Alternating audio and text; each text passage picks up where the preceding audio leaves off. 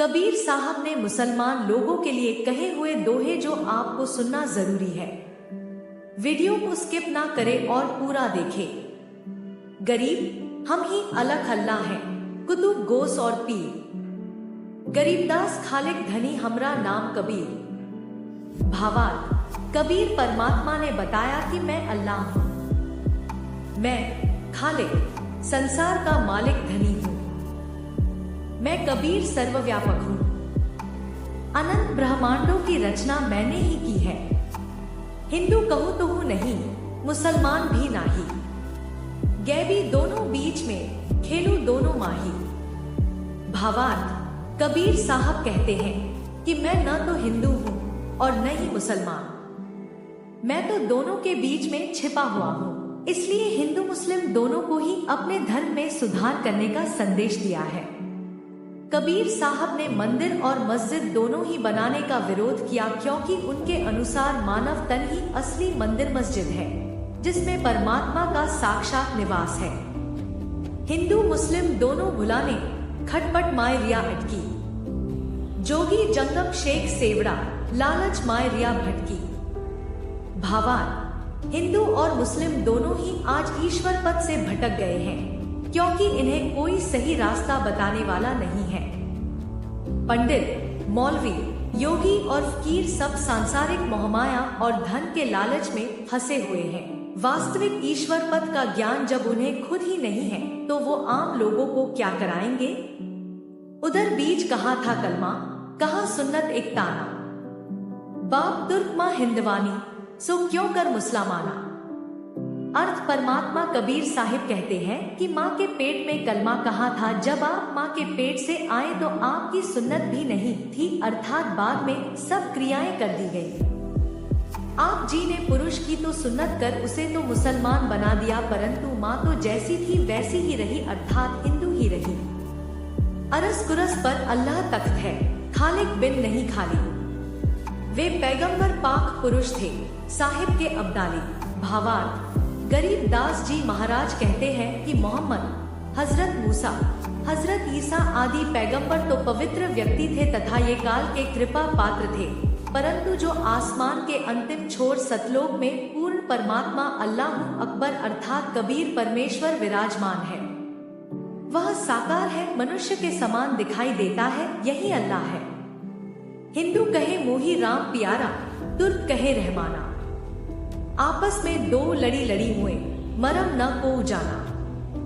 भावार्थ, परमेश्वर कबीर जी कहते हैं कि हिंदू राम के भक्त हैं और तुर्क मुस्लिम को रहमान प्यारा है। इसी बात पर दोनों लड़ लड़ कर मौत के मुंह में जा पहुंचे, तब भी दोनों में से कोई सच को न जान पाया। कलमा रोजा बंग नमाज, कद नबी मोहम्मद की नया, कद मोहम्मद ने मुर्गी मारी, कर्द गले कद दीन है। भावार्थ, परमात्मा कबीर कह रहे हैं कि कब मोहम्मद जी ने कलमा रोजा बंग पढ़ा और कब मोहम्मद जी ने मुर्गी मारी। जब नबी मोहम्मद जी ने कभी भी ऐसा जुल्म करने की सलाह नहीं दी, फिर क्यों तुम निर्दोष जीवों की हत्या कर रहे हो। गला काटी कलमा भरे, क्या कहे हलाल। साहेब लेखा मांग से, तब होसी कौन हवार। भावार्थ, जो लोग बेजुबान जानवरों का गला काट कर कहते हैं कि हलाल किया है, पर कभी यह नहीं सोचते कि जब वह साहिब अल्लाह अकबर मृत्यु के बाद लेखा जोखा करेगा, तब वहां क्या कहेंगे। जो गल काटे और का अपना रहे कटार, साईं के दरबार में बदला कहीं न जाए। भावार्थ, जो व्यक्ति किसी जीव का गला काटता है, उसे आगे चलकर अपना गला कटवाना पड़ेगा। परमात्मा के दरबार में करनी का फल अवश्य मिलता है।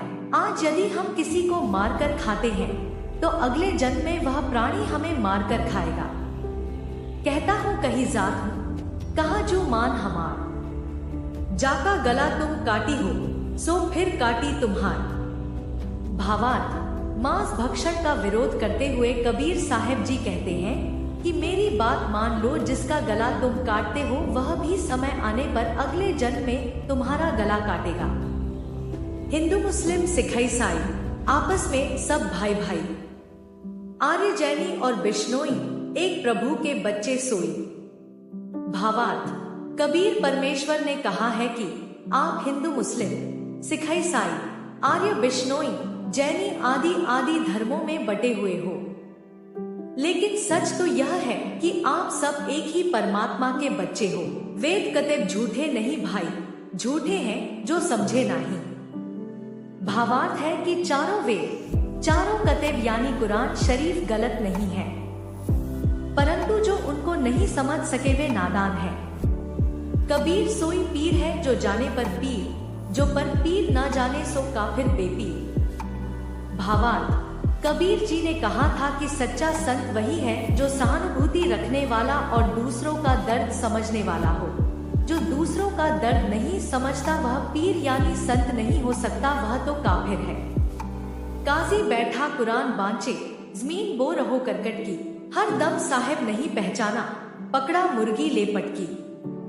भावार्थ। कबीर साहब कहते हैं कि मौलवी और काजी कुरान पढ़ते हैं लेकिन उस पर पूरी तरह से अमल नहीं करते हैं, या यूं कह लीजिए कि उसके अनुसार कर्म नहीं करते हैं। वो हर जीव में परमात्मा को नहीं देख पाते हैं। यही वजह है कि वो मुर्गी, मुर्गा, बकरा, बकरी सहित अन्य कई जीवों को पकड़ते हैं और उन्हें मार के खा जाते हैं।